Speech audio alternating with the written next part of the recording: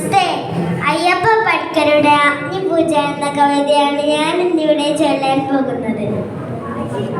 ആദിരാവിന്റെ അനാദിപ്രകൃതിയിൽ ആരംഭമിട്ടോര സംസ്കൃത ചിന്തയിൽ നീറിയുറഞ്ഞു മുടഞ്ഞു ഒരുങ്ങിയും ഭൂതപ്രപഞ്ചമൊരുക്കും സനാതന കാലമതിന്റെ ചെതുമ്പലരിഞ്ഞൊരു നാളമുയർന്നു തെളിഞ്ഞതാളഗ്നി.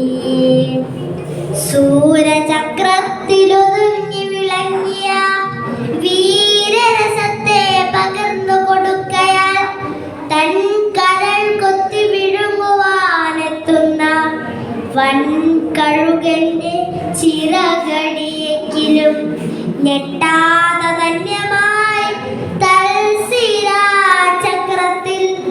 അത്ഭുത വീര്യമായി നിന്നതാണഗ്നി.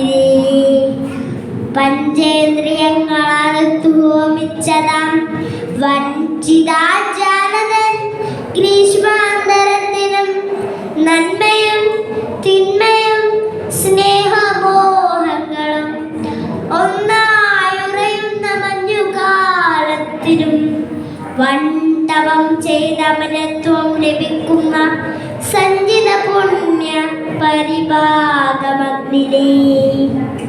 എന്നയലത്തെ പടിപ്പുര കാത്തിടും എണ്ണ വിളക്കിൻ തിരിയുടെ നാമ്പിലായി മഞ്ഞിൻ കുളിർമയും ഓർമ്മതൻ തുമ്പിലെ മന്ദസ്മിതവുമായി നിൽക്കും വെളിച്ചമേ. ആ വെളിച്ചത്തിന്റെ നേരിയ സൗഹൃദ മാധുരിയുറി വരുന്നതുമഗ്നിനീ. കണ്ണുനീർ ദീർഘനിശ്വാസമായി മാറ്റിയും കാളമേഘത്തെ കടലാക്കി മാറ്റിയും കല്ലും മലകളും കല്ലോലമാക്കിയും കാലപ്രവാഹ കളഗീതി പാടിയും ഉത്രസമാസ്മര വിദ്യല്ലധികം പോൽ കത്തി നിൽക്കുന്ന മഹാശക്തിയാണു നീ. കത്തി നിൽക്കുന്ന മഹാശക്തിയാണു നീ. പണ്ടുകാലത്തു മറന്നിട്ടു പോന്നൊരു സംഹാര രാക്ഷസ ശക്തിശാഖങ്ങളെ ഒന്നിച്ചുകൂട്ടി ജ്വലിപ്പിച്ചു മാനവ ജന്മത്തിനുഗ്രഹത്തായി വരുന്ന നീ. കണ്ണിവെക്കുന്നതിന് മുന്നിലെ വിഷങ്ങൾ വെണ്ണീറിടുവാണു സ്ഫോടനമായിടാം. ഗാണ്ഡവമെത്ര ദയിച്ചു നീ. കൗരവ പാണ്ഡവ രാജ്യങ്ങൾ എത്ര ദാഹിച്ചു നീ. സൂര്യാന്വയങ്ങളും ചന്ദ്രാന്വയങ്ങളും ആദ്യപുരാതനത്വത്തിൽ ഹോമിച്ചു നീ. മായാവിവശതമായവ പിന്നെയും ഓരോ തരം പുനഃസൃഷ്ടി മോഹിക്കയാൽ ആൺമയിൽ പീലിയിൽ മാരിവിൽ ചാർത്തിനി ആൺകുയിൽ കണ്ടം പ്രണയാദ്രമാക്കിനി. അന്തിവിൽ മുറ്റത്തൊരായിരം കൈത്തിരിത്തുമ്പും നനച്ചു കൊളുത്തി നിരത്തിനി. ഇന്നെനിക്കോജസ്സു തന്നു നീ എൻ്റെ ഈ പെണ്ണിനൊരു മനച്ചന്തം വരുത്തി.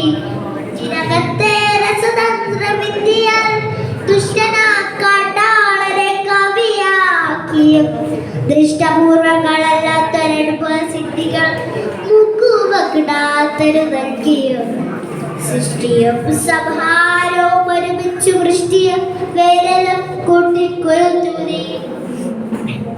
ആദിരേകസായി അനാദ്യന്ത വീജിയായി പ്രാചിപ്രതീജി പ്രളയ പ്രതീകമായി ഈ ചറതൊട്ടു ചുടലക്കളും വരെ കൂട്ടുമറുക്കാതെ നിഷ്ഠതോഴനായി എന്നെയും നിന്നെയും ഒപ്പം ഭരിക്കുന്ന ദിവ്യ പ്രപഞ്ച വിധാനമാണഗ്നി. ദിവ്യ പ്രപഞ്ച വിധാനമാണഗ്നി. ദിവ്യ പ്രപഞ്ച വിധാനമാണഗ്നി. നന്ദി, നമസ്കാരം.